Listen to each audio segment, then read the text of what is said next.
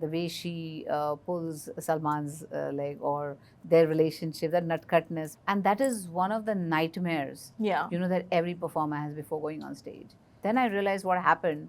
Yeah. So I just wanted to make sure, sure she's okay, she hasn't sprained her leg or something like that. And I felt so bad. I felt so horrified. If you even ask me to be mean to someone, I cannot, because I don't know that to be that way.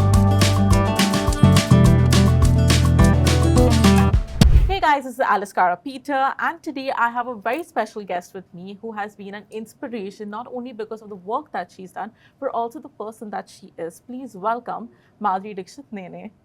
How are you doing today? Good. And you? How are you doing? Very well, very well. I have to tell you, first of all, congratulations. The film is going to be nearing the 250 crore mark now. Yeah, How I'm does so it excited. feel? It's wonderful. Yeah? And I feel great. Also because, it was a very different role for me to do. Yeah. I felt that she appears in the movie just before the interval at a very crucial time. Yeah. And then the film just becomes amazing, like where Vidya, me, Karthik, and I think the whole equation was very well developed. And That's where the twists begin. Yes. Okay, I remember having this chat with Karthik and with Vidya, and they were only talking about how mad the set was. Yes. Right? Can you tell me what was a day on the Bhool Bhulaiyaa 3 set when it was a full house, when everyone was there?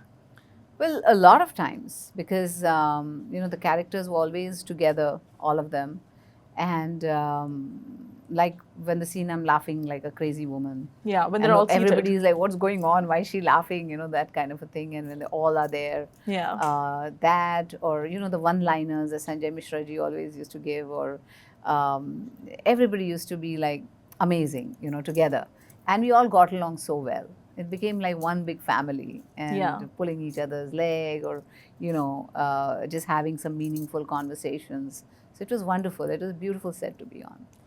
I remember at one of the events, there was actually the song launch of Ami Chetoma 3.0. You guys performed, Vidya and you performed, and there was an incident that took place where Vidya fell. So in my interview with Vidya, she was honest, and she was like, I fell. And the commendable part was that, when Madhuri was there, she saw me, she immediately, took control, and she's like, I'm going to make Vidya feel comfortable. All right. Yeah. And very often we don't see such things happening very often, that we're going to be out there supporting each other. Yes. Right. And this is out there where all of us notice like this is an amazing moment. At that point of time, what was the first thought that you had, that you want to make Vidya feel comfortable? The thing is that I am a stage performer. I am a dancer. I have danced Kathak on stage. I have done performances. And that is one of the nightmares, that every performer has before going on stage. That either you slip or fall, or you have some costume, disaster or something like that. And when I was dancing at first, I didn't realize, and then I realized what happened.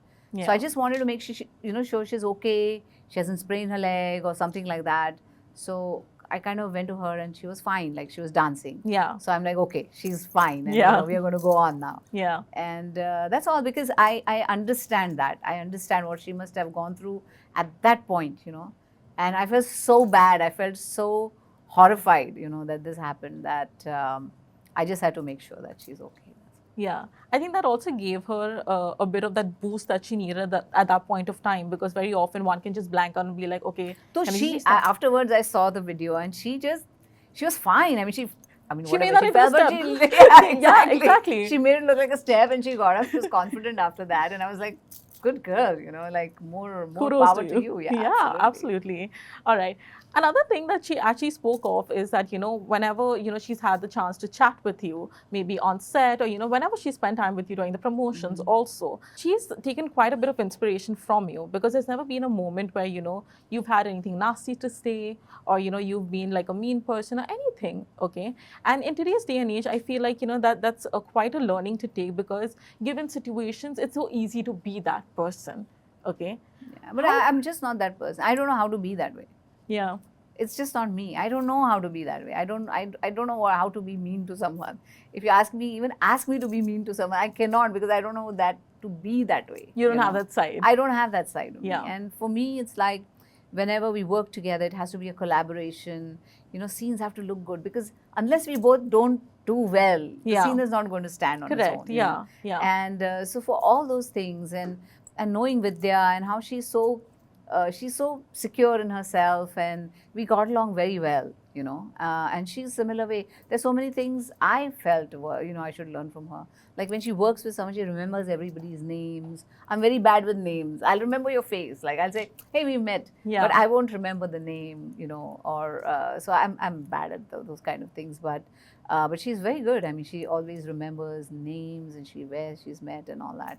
So I was telling her, you know, that's something I can learn from you, you know. That so there's a lot of things we kind of there's always a give and take in a relationship, whenever you are, whether you're a co-star or you're a friend, or you know, those things. And we got along famously, and I thoroughly enjoyed working with her, because she herself is such a good actress, you know, and so talented, that it was really fantastic working with her. You started out in the 1980s, right, with your debut. 84. From it's going to be like what, 4 decades, right? 40 years. 40 years, yeah, exactly. So from then to now, set life, shoot life has changed a lot. Yes. Do you remember your first day on set back then, or you know, shoot life back then? Oh yeah, I mean, we didn't have vans, and we didn't have vanity vans, or we didn't have the kind of security we have around us. We didn't have such a big group of people with us. You know, we just had the hairdresser, the makeup artist, and whoever made our clothes, one assistant, that's it. We didn't have so many people. But today, because of social media and, you know, there's so many pressures that you have to look good, you have to wear this, you have to do this.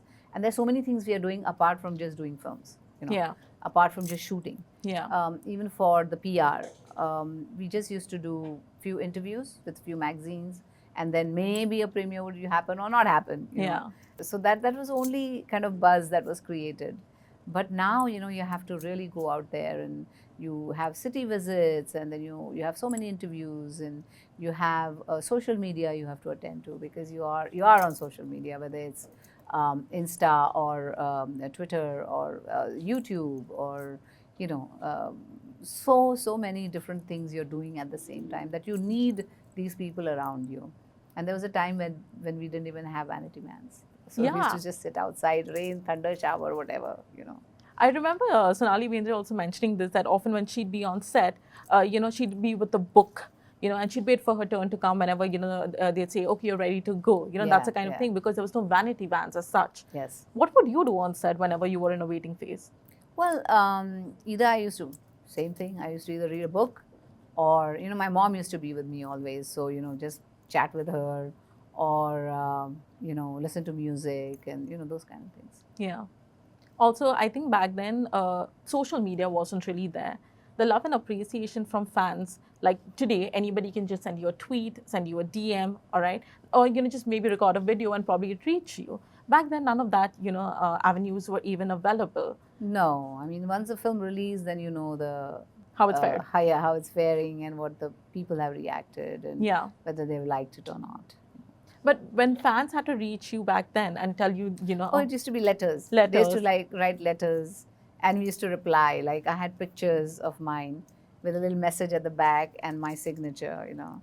And we used to post these letters to the fans. Do you remember any memorable fan moment that way from back then?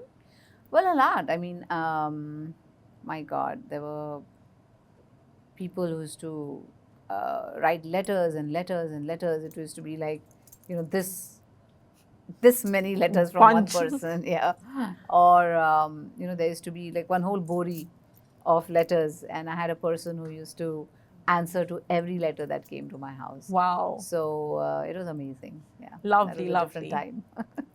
You've done very varied roles in your journey so far, and I think back then, you know, while we saw you in films like, you know, Beta and Tezab and Dil, there was also Hum Aapke Hain Koun that happened. And I think I remember watching that, you know, on my the tape that used to come, right? And I remember seeing a different side of you in that film.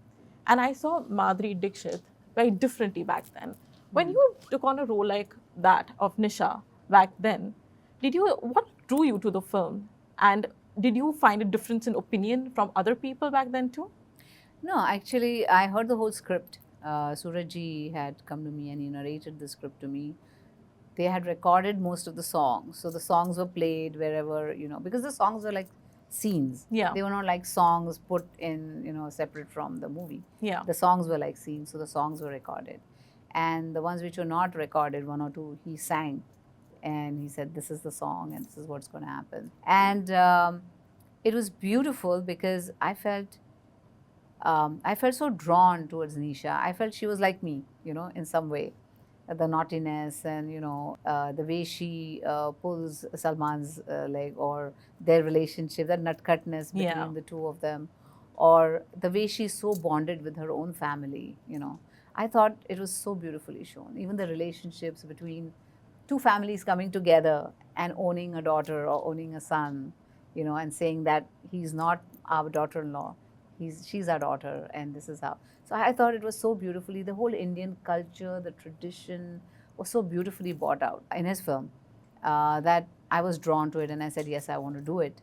And after the film was done, the initial reports were like, oh, it's like a shadi, it's like watching a shadi and all that. And imagine once it's released, the kind of trend it set after that. Absolutely. Like all shadis became like 3-day affair, 4-day affairs, 5-day affairs, because people loved it. The people just loved the traditional and the Indian values that were in the movie. Absolutely. I think I know quite a few people today who are way younger than me and who actually continue to watch this film every now and then. So it's not one that was only, fitted for that time. I think even for the years to come, people would obviously want to go back and watch this film. Also, the film said you could be traditional, but you can be modern and traditional, both at the same time. I think Suraj Sir just predicted that one. Yeah. From then on, I mean, you've given quite a few hits, okay, be it Dil Toh Pagal Hain. And in fact, actually with Dil Toh Pagal Hain, your movie was with Shah Rukh and with Karisma Kapoor, yes, where you've gone all out dancing and all, right? Back then, I think that set quite a trend. Everybody yes, was picking up, moments from that film, be it at school or college events and all of that. It set quite a trend. Did you expect it to take that kind of a turn back then? Well, I mean, Yash's film always were trendy. In his films, the women were always like a centerpiece, and then the men kind of were important, but they revolved. Even if it was a male-centric movie that he made, the females were always very, very important. Important, yeah. So, so I think he brought out that aspect very beautifully. And he was always a forward-thinking man. Yes, he always made movies which were modern. A little ahead of its time. A little ahead of its time. And so, when I did Dil Toh Pagal Hain, I thoroughly enjoyed it because it was the first time I was working with Yash, and I had seen his, other films. And when Dil Toh Pagal Hain happened, I thought, at his age, he was doing such a young movie. He could think that way. Yeah. And that's why he could write that way. And it was amazing working with him. So I think even Dil Toh Pagal Hain kind of set trends at that time, where either Karisma's dressing was concerned or my dressing style was concerned, or the dance. I mean, for the first time, they roped in Shah Rukh yes, to, choreograph the dancing.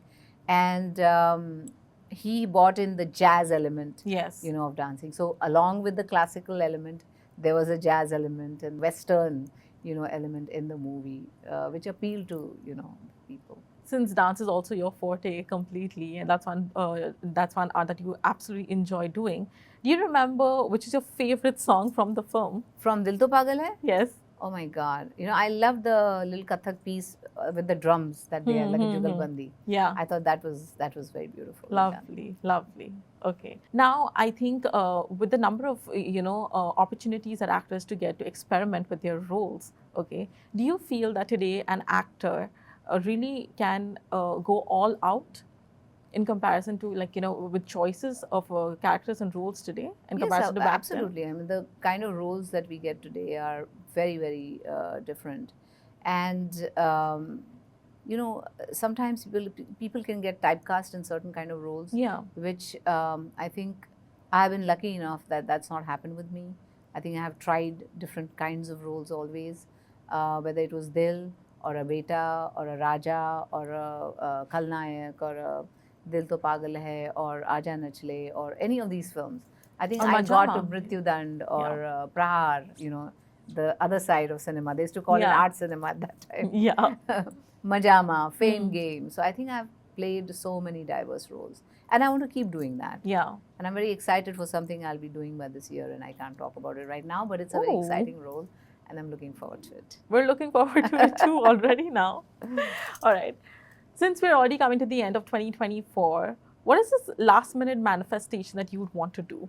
Oh my God.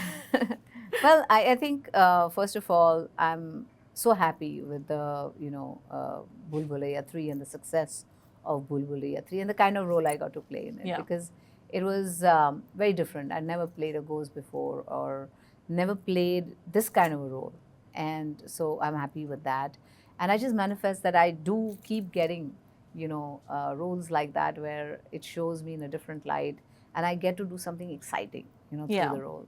So that's what I would manifest. Actually, my fans have made a whole book of manifestation. And they have manifested all kinds, exactly. Manifested all kinds of things, all kinds of, diverse roles. And I think I'll just keep that book open on my desk every day and keep looking at it and say, maybe I should do something like this. So that's going to be a manifestation not only for 2024, but also 2025 in that case, I think. Absolutely, absolutely. All right. Thank you so much, Maji, for chatting with me, taking out your time. And all the very best. I hope it's all things good and amazing for you, not only this year, but next year as well. Thank you so that much. Book of manifestations come true. All right. Thank you so much. Thank you so much.